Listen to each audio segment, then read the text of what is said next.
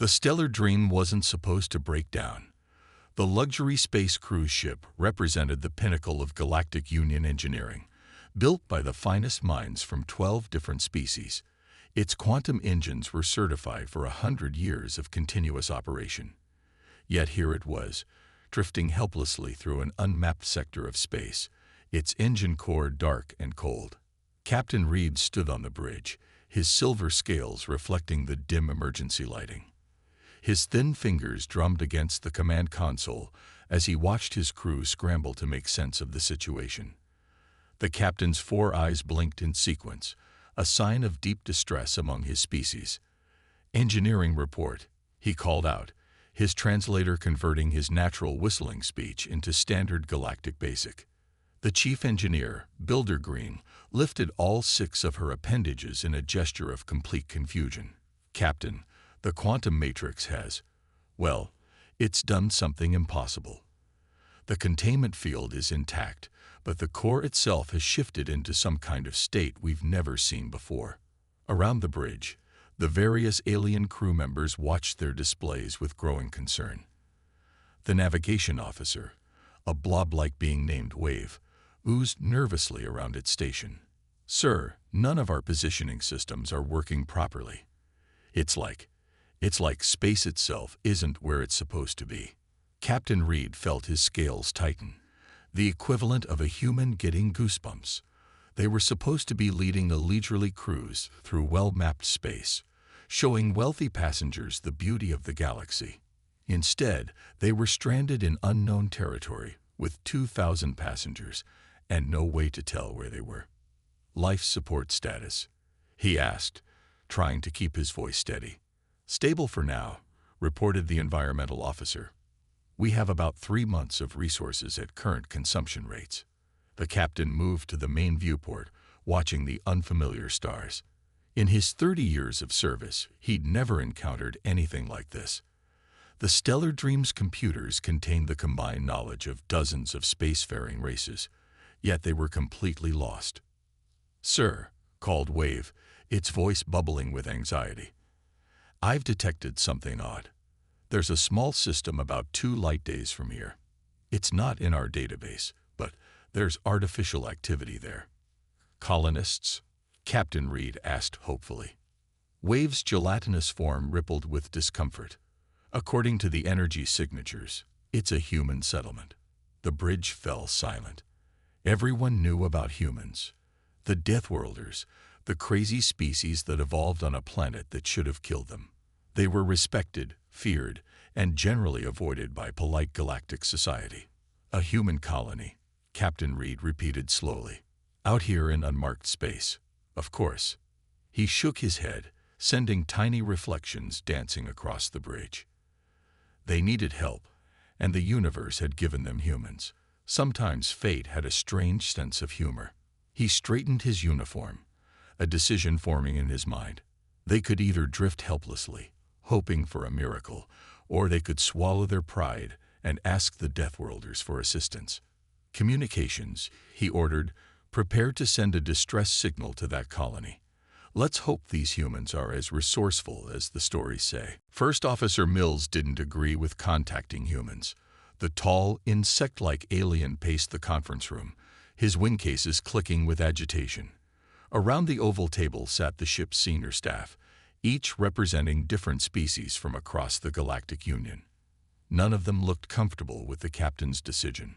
"With all due respect, Captain," Mills chittered, "humans are dangerous. Their very presence on a ship this delicate could cause problems. They evolved on a death world with crushing gravity and toxic oxygen levels. Everything about them screams danger." Captain Reed watched his first officer with all 4 eyes. "Do you have a better solution? Our engines are dead, our navigation is useless, and we have 2,000 passengers who expect to reach their destinations." The chief engineer, Builder Green, raised one of her 6 limbs. "The humans do have a certain reputation for fixing things. My cousin once worked with a human engineer, said they could repair anything with just basic tools and something they called duct tape." "Exactly my point," Mills exclaimed. They don't follow proper procedures. They improvise. That's not how advanced technology should be handled. Wave, the navigation officer, rippled thoughtfully. But maybe that's what we need right now. Our proper procedures aren't helping. The quantum matrix is in a state that shouldn't even be possible according to our science. The security chief, a crystalline being named Sharp, sparkled with concern. If we do request human assistance, we need to establish strict protocols. Their strength is incredible. They can accidentally crush our standard equipment. Captain Reed tapped a command into the table's display, bringing up historical records. Look at this. 3 years ago, a mining colony in the spiral arm had a complete power failure. One human engineer restored their systems using parts from a food processor and an old entertainment unit. That's not engineering, Mills protested. That's just problem solving, the captain finished, which is exactly what we need right now. The medical officer, a gaseous entity contained in a special suit, formed patterns that indicated deep thought. Humans do possess remarkable adaptability. Their bodies can handle radiation levels that would kill most species, and their endurance is legendary. If we need someone to work in dangerous conditions. And that's another problem, Mills interrupted. They're practically immune to our standard safety protocols. How can we control a creature that can ignore our security measures? Captain Reed raised his scaled hand for silence. We're not trying to control anyone. We're asking for help. The nearest Galactic Union rescue ship is 3 months away. Our passengers are already getting anxious. We need a solution now. He stood up, his scales catching the light. I've already sent the distress signal. A human repair specialist has responded and will arrive in 6 hours. This isn't a debate anymore. It's a briefing. I expect all of you to treat our guest with professional courtesy, regardless of your personal feelings about Deathworlders. Mills' antennae drooped in resignation. Yes, Captain. But I still think we're making a mistake. Some species are kept at arm's length for good reasons. Maybe, Captain Reed replied. But right now, those reasons matter less than getting our ship running again. Prepare for the humans' arrival. And please, try to keep an open mind. The repair ship that docked with the Stellar Dream wasn't what anyone expected. It was small, battered, and covered in what appeared to be hand-painted warning signs. The human who emerged from it was even more surprising. Jack stepped through the airlock wearing simple work clothes and carrying a large toolbox. He was shorter than the horror stories about humans had led the crew to believe, with graying hair and laugh lines around his eyes. The crew members manning the receiving bay took several steps back, their various anatomies tensing for flight. "Heard you folks have engine trouble," he said cheerfully, seemingly unaware of the terror he was causing. "Mind if I take a look?" Captain Reed, who had steeled himself for this meeting, tried to match the human's casual tone. "Of course. Though I should warn you, it's a highly sophisticated quantum matrix system." Jack nodded, already walking toward engineering. His heavy boots clanged against the deck plates in a way that made First Officer Mills' antennae twitch violently. "Quantum matrix, huh? Those can be tricky. Had to fix one last month when some cargo haulers got themselves stuck in a gravity well." The engineering team watched in fascination as Jack moved through their space. The artificial gravity was set to standard Galactic Union levels, about 1/3 of Earth's gravity, but he walked as if he didn't even notice. Builder Green hovered nervously as he approached the engine core. "Sir," she began, "you should know that the containment field requires delicate." She trailed off as Jack casually lifted a maintenance panel that normally needed 3 engineers and a power loader to move. "Oh, interesting," he muttered, peering into the opening. "You've got yourself a phase misalignment. Pretty bad one, too." He reached deep into the machinery, his arm extending into spaces the designers had never intended to be accessed manually. Mills chittered in alarm. "That's impossible. The radiation levels in there would kill any living thing."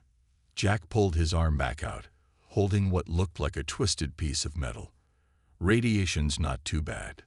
Bit warm, maybe." Now see this.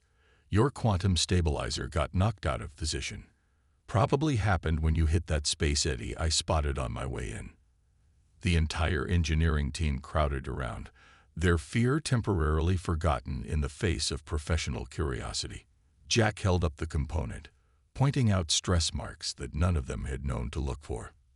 The good news is, he continued, rummaging in his toolbox, this is totally fixable. The bad news is, we're going to have to get creative. He pulled out several tools that looked decidedly non-standard. Hope nobody here is too attached to doing things by the book. Captain Reed, watching from the doorway, saw his crew's expressions shift from fear to fascination. Perhaps, he thought, this wasn't such a mistake after all. Jack stood in the engine room, surrounded by increasingly nervous alien engineers, holding up what looked like a mining laser. Trust me, he said with a grin. This will work. Builder Green's 6 appendages were practically tied in knots with anxiety. That's a Class 3 mineral cutter. It's not even supposed to be near sensitive equipment. Exactly, Jack replied, making some adjustments to the device. But right now, your quantum stabilizer is fused at the molecular level. We need something that can cut through that kind of bond, and your standard tools just aren't going to cut it. Pun intended. First Officer Mills had been watching from the doorway, his wing cases vibrating with stress. This is madness. Captain, surely you can't allow this. This improvisation. Captain Reed observed silently, his scales shifting colors with concern. But they were running out of options, and the human had shown a surprising understanding of their technology so far. The thing about quantum matrices, Jack continued, testing the laser's beam on a spare piece of metal, is that they're actually pretty robust. All these safety protocols you folks use, they're good, don't get me wrong, but they're designed for beings that can't handle a little radiation or gravity stress. He moved toward the engine core, the mining laser humming ominously. Now what we're going to do is cut through the outer shell here. Don't worry, the containment field will hold. And then I'm going to reach in and manually realign the stabilizer. Manually. Builder Green's voice rose several octaves. But the internal pressure would crush any manipulator we have. Jack flexed his fingers. Good thing you won't need a manipulator. Human hands are pretty good at handling pressure. Did you know we evolved to grab things while hanging from trees? Comes in handy sometimes. The engineering team watched in horror and fascination as Jack began his work. The mining laser cut through the reinforced hull of the engine housing like it was paper.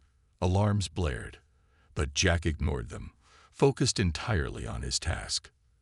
There we go, he muttered, reaching into the opening he created. His arm disappeared up to the shoulder into a space that, according to every engineering manual in the galaxy, should have pulverized any organic matter instantly. Mills was practically vibrating with tension. This violates at least 15 safety protocols, 20 if you count the non-standard equipment usage. Sometimes, Captain Reed replied quietly, protocols need to be broken. He watched as Jack worked, his movements sure and deliberate despite the extreme conditions. Several tense minutes passed. The human's face showed concentration, but no sign of distress. Finally, there was a loud click from deep within the engine, and the quantum matrix's warning lights suddenly turned green. Ah, Jack pulled his arm out, grinning broadly. Told you it would work. Now, who wants to learn how to do that themselves? Never know when you might need a quick fix out here in the black. The engineering team looked at each other, then at their captain. To everyone's surprise, Builder Green raised 3 of her appendages.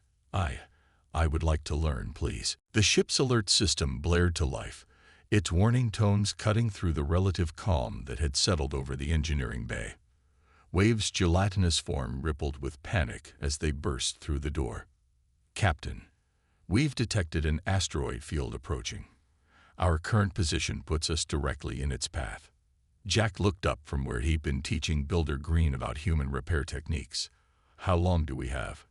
20 minutes at most, Wave burbled anxiously, without full power to the engines. We won't be able to move in time, Captain Reed finished, his scales darkening with worry. And our shields are still offline from the power drain. Jack wiped his hands on his work clothes and moved to a nearby console. The shield generators themselves are fine, right? Just no power to run them. Correct, Builder Green confirmed. But manual operation would require someone to physically realign the emitter arrays in the outer hull. In this sector's radiation levels, it would be fatal to most species, yeah. Jack nodded. Good thing you've got a Deathworlder handy. Captain, I'm going to need access to the maintenance tunnels. First Officer Mills' antennae shot straight up. Absolutely not. The radiation levels out there would cook your nervous system. Jack was already gathering equipment. Actually, humans evolved with pretty decent radiation resistance. Something about our cells being good at repair work. We can handle short exposures just fine. Short exposures is very different from reconfiguring shield emitters in open space. Mills protested. Got a better idea? Jack asked, strapping on a basic pressure suit. Because those asteroids aren't going to wait for a committee meeting. Captain Reed studied the human for a moment, then made his decision. Do it. But be careful. We've already broken enough regulations today. Jack grinned as he sealed his helmet. Don't worry. Breaking rules is another thing humans are good at. The crew watched in amazement as Jack worked in conditions that should have been impossible. Through the external cameras, they could see him moving between shield emitters, manually adjusting each one despite the crushing pressure differentials and deadly radiation. His vital signs should be failing. The medical officer noted, watching the readings with professional fascination, but they're elevated only slightly. How is this possible? Because he's insane, Mills muttered. They're all insane. Every single human. 10 minutes later, the shield generators hummed to life, their protective field extending just as the first asteroids reached them. Jack returned through the airlock, sweaty but grinning. See, nothing to it. Though I could really use a coffee right about now.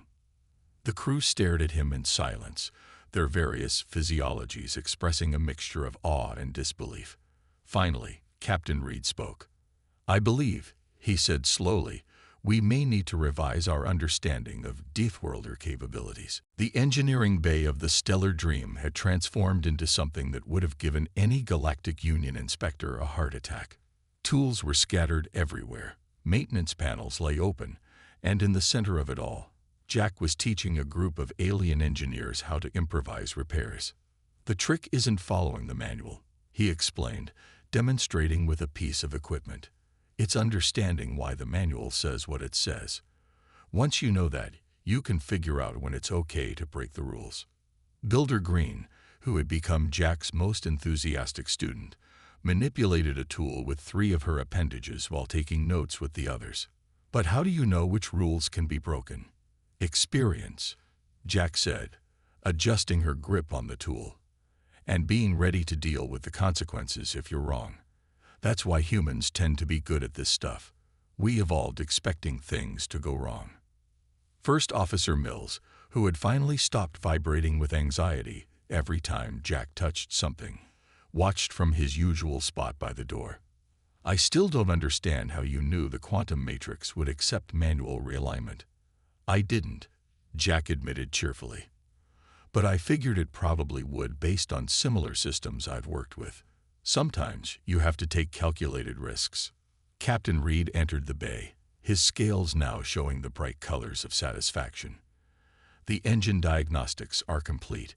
We're running at 98% efficiency, better than before the breakdown. Told you those modifications would help, Jack said. Your system was over-engineered. Sometimes simpler is better. The medical officer floated in, their containment suits swirling with patterns of interest. We've been analyzing your bioratings from the shield repair. The Galactic Medical Board will want to review this data. It changes everything we thought we knew about radiation resistance. Happy to help, Jack shrugged. Though I should mention, I'm probably on the tougher end of the human scale. Not all of us are quite as radiation hardy. Even so, Captain Reed said, This incident will require updates to our emergency protocols. The Galactic Union needs to reconsider its stance on human assistance. Builder Green raised all 6 appendages in agreement. I've learned more about quantum mechanics in the past day than in 3 years at the Engineering Academy. Humans don't just break rules. They understand why the rules exist in the first place.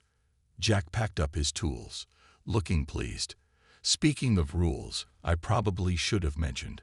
Some of what I taught you isn't exactly approved by the Union Safety Board. We'll keep that between us, Captain Reed said, his scales flickering with amusement. After all, sometimes the best solutions aren't found in any manual. 3 months after the Stellar Dream incident, the Galactic Union's Engineering Council held an emergency session. Captain Reed stood before them, his scales polished to a perfect shine as he presented his report. The human repair specialist didn't just fix our ship. He explained to the assembled council members. He changed how we think about emergency responses. Thanks to his techniques, we've already prevented 3 similar accidents across the Union. Builder Green, now promoted to Senior Innovation Engineer, demonstrated some of Jack's methods to the stunned audience. These human tricks, as they call them, have improved our efficiency by 40%. Yes, some of them seem dangerous by our standards, but the results speak for themselves. In the back of the chamber, First Officer Mills sat quietly. His initial fear of humans had transformed into reluctant respect. "I still think they're crazy," he muttered to Wave, who rippled in agreement. "But sometimes crazy is exactly what we need." The Council's chief administrator, a being composed entirely of crystalline energy, sparkled with interest. "And where is this human now?" "Jack." Captain Reed's scales flickered with amusement. "He's become quite popular." After word spread about the Stellar Dream, other ships started requesting his services. He's had to hire 5 more human engineers to keep up with demand. The chamber screens displayed footage from the incident. Jack working in radiation levels that should have been lethal, teaching alien engineers to think beyond their training, solving problems that shouldn't have been solvable. The council watched in fascinated silence. "We propose," Captain Reed continued, "establishing the new emergency response protocol. When standard procedures fail, when the situation seems hopeless, call a Deathworlder. They see possibilities where we see only problems." The council chambers erupted in discussion.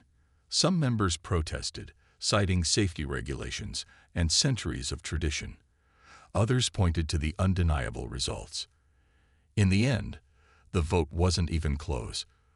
Later that day, Jack received an official communication. The Galactic Union was creating a new division, Human Emergency Response and Innovative Engineering Solutions. They wanted him to run it. "Well," he said to Builder Green, who had come to deliver the news personally, "that sounds like an interesting challenge. Think your folks are ready to learn some more human tricks?" Builder Green's appendages waved with excitement. "After what you taught us, we're ready for anything." And somewhere in deep space, the Stellar Dream continued its journey, its engines humming with that slight modification that made them just a little better than their design. Just like the aliens who ran them, they had learned that sometimes the best solutions came from the most unexpected places.